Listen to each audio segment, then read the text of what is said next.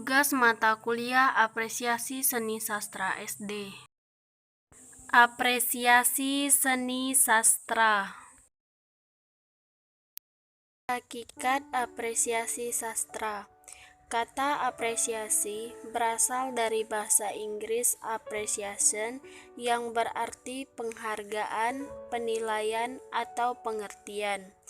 Kamus Besar Bahasa Indonesia mengartikan apresiasi sebagai kesadaran terhadap nilai seni dan budaya. Jadi, secara leksikal, apresiasi sastra berarti penghargaan atau penyadaran akan nilai dari seni sastra. Sumarjo dan Zaini 1988 halaman 173 mengetengahkan bahwa dalam hubungan dengan sastra dan peristiwa sastra, apresiasi berarti memahami, menikmati dan menghargai atau menilai. Agar bisa memahami, menikmati dan menghargai karya sastra, pembaca harus mengenal dan akrab dengan karya sastra. Sehubungan dengan itu, Effendi 1973 halaman 18 mendefinisikan apresiasi sastra sebagai kegiatan menggauli karya sastra dengan sungguh-sungguh sehingga tumbuh pengertian, penghargaan, kepekaan, pikiran kritis, dan kepekaan perasaan yang baik terhadap karya sastra.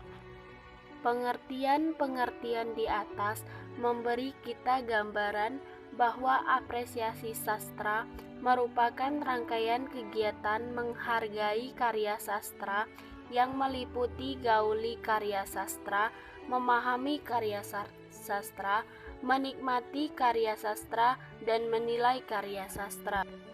Apresiasi sebagai menggauli karya sastra memaksudkan bahwa apresiasi sastra menuntut kebiasaan bersentuhan dengan sastra. Menyentuh sastra berarti membaca atau menyimak karya sastra. Dengan membaca atau menyimak, kita bisa memahami apa yang terkandung dalam karya sastra. Dengan memahami bentuk dan isi karya sastra, kita bisa menikmati dan menilai sebuah karya sastra.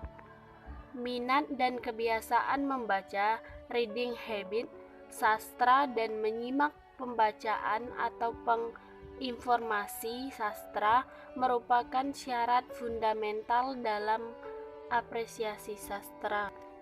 Apresiasi sastra disebut kegiatan memahami, karena dalam apresiasi, pembaca mengerahkan kemampuan intelektual dalam mendapatkan makna. Sudiman 1990 atau pengertian atas apa yang dibaca atau disimak.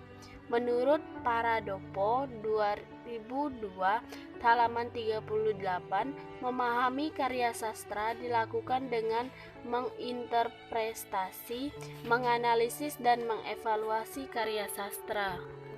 Aktivitas intelektual itu diperlukan dalam upaya memahami unsur-unsur sastra yang bersifat intrinsik, fakta, cerita, sarana cerita dan tema, maupun yang bersifat ekstrinsik, pembaca, lingkungan, dan pengarang. Apresiasi sastra disebut kegiatan menikmati karena dalam apresiasi pembaca melibatkan emosi dalam merespon unsur-unsur ekstrinsik karya sastra. Square dan Taba dalam Aminuddin 2002 halaman 34. Realitas atau peristiwa yang disajikan pengarang menimbulkan gejolak perasaan tertentu pada pembaca. Semakin pembaca terlibat dalam dunia khayali yang disajikan pengarang, semakin kompleks emosi yang bermunculan. Seperti dikemukakan Rusiana 1984 halaman 332, apresiasi menimbulkan adalah kegairahan dan kenikmatan pada sastra. Keterlibatan emosi itu membawa pembaca untuk bersikap dan berefleksi terhadap karya sastra, yakni menarik makna atau perasaan tertentu dari karya sastra bagi dirinya. Apresiasi disebut kegiatan menilai karena melibatkan penilaian pembaca terhadap karya sastra. Berhadapan dengan karya sastra, pembaca sudah memiliki sikap, pandangan, pengetahuan, bahkan kerangka teori tertentu. Dengan bekal itu, pembaca dapat menganalisis atau mengkritisi karya sastra, baik dari segi bentuknya, isinya, maupun nilai-nilai atau pesan yang disampaikan melalui karya sastra itu. Berdasarkan paparan di atas, dapat dirumuskan sebuah definisi operasional bahwa apresiasi sastra adalah kegiatan menggauli, memahami, menikmati, dan menilai karya sastra sedemikian rupa sehingga tumbuh pengertian, penghargaan, kepekaan, pikiran kritis, dan kepekaan perasaan yang baik terhadap karya sastra. Bentuk-bentuk apresiasi sastra. Pemahaman dan penghargaan terhadap karya timbul dari aktivitas mengakrabi karya sastra. Aminuddin 2013 halaman 39-40 mengetengahkan dua bentuk kegiatan mengakrabi karya sastra, yakni kegiatan langsung dan tidak langsung. Apresiasi sastra secara langsung mewujudkan dalam kegiatan membaca atau menikmati cipta karya sastra berupa teks maupun performansi. Sederhananya, apresiasi langsung ini berbentuk tindakan membaca atau menyimak, memahami, menikmati, dan mengevaluasi puisi, cerpen, novel, drama dalam bentuk teks maupun penampilan. Apresiasi sastra tidak langsung dapat berbentuk mempelajari teori sastra, membaca artikel yang berhubungan dengan kesastraan, maupun membaca buku atau esai yang memuat pembahasan atau penilaian terhadap sastra. Kegiatan tersebut sangat berguna untuk memperluas wawasan dan meningkatkan kemampuan untuk mengapresiasi sebuah karya sastra. Tingkatan apresiasi sastra. Apresiasi sastra adalah proses mengakrabi karya untuk memperoleh kesenangan dan manfaat dari sebuah karya sastra. Untuk memperoleh kesenangan dan manfaat sebuah karya sastra, apresiator dapat melalui 3 tingkat apresiasi sastra, yakni tahap simpati, empati, dan refleksi diri. Satinem 2019 halaman 10. A. Tingkat simpati.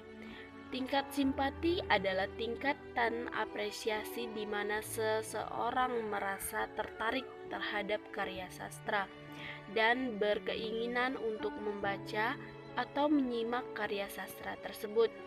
Disik dalam Waluyo 2002 halaman 45 menyebutkan tingkatan menggemari yakni tingkatan apresiasi di mana keterlibatan batin pembaca belum kuat.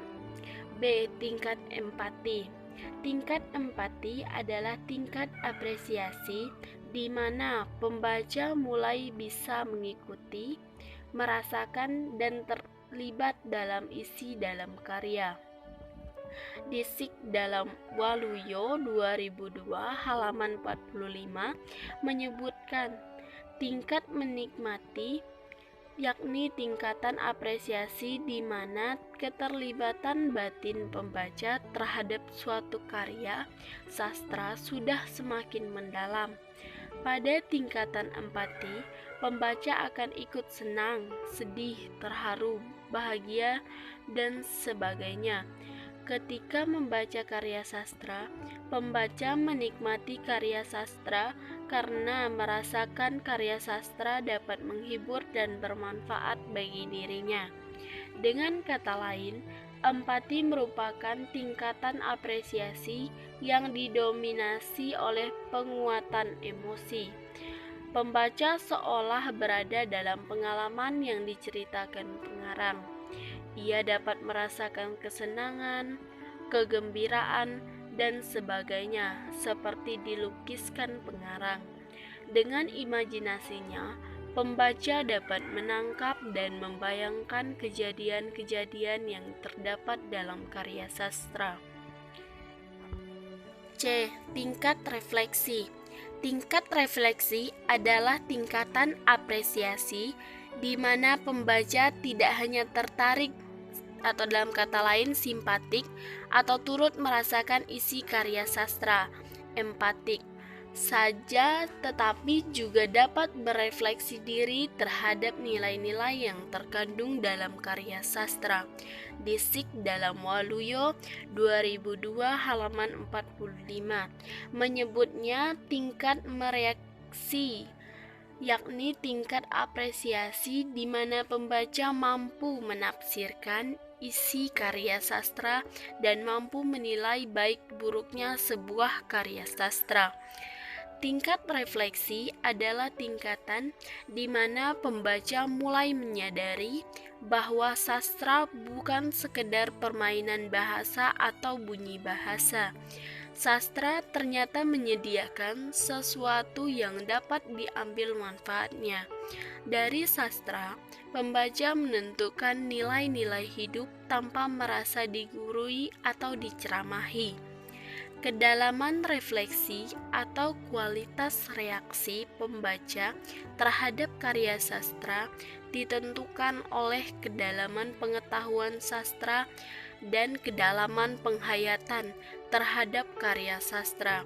Semakin mendalam pemahaman akan sastra dan penghayatan terhadap karya sastra, semakin bermutu pula refleksi atau reaksi terhadap karya sastra.